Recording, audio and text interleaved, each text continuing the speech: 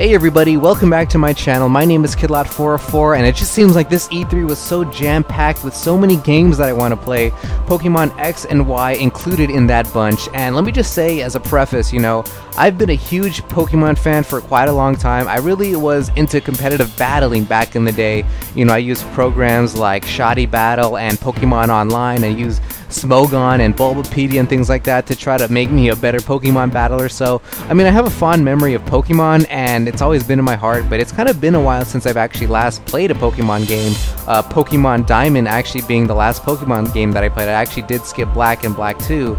So I'm looking to get into the franchise again with Pokemon X and Y, and again, it's all different with this YouTube channel, right? Because I can do so much more now, when I record gameplay and post it up for people to watch. It's now like a more dynamic feeling when I'm playing the game. It's not just playing the game anymore, but sharing your experiences, especially with my YouTube channel, and I think that's something that I really wanted to do in the past, was to play Pokemon games, record my battles, and put them on YouTube, and now I'm in the prime position to do things like that. So I'm really excited to also be picking up Pokemon X and Y. From the trailer, it looks pretty good as usual. All these trailers look pretty good, but the thing that was really interesting to me was that they added finally a new type, the fairy type. And because fairy has fairy magic or whatever, that magical power in medieval times usually is strong against dragons, and that's the case here in Pokemon XY. And I'm just thinking about the competitive battling nature, right? Ooh, this changes the metagame a lot. What if they make a really strong fairy type, because in competitive battling it's usually the dragons that always are the top Pokemon, like Salamence,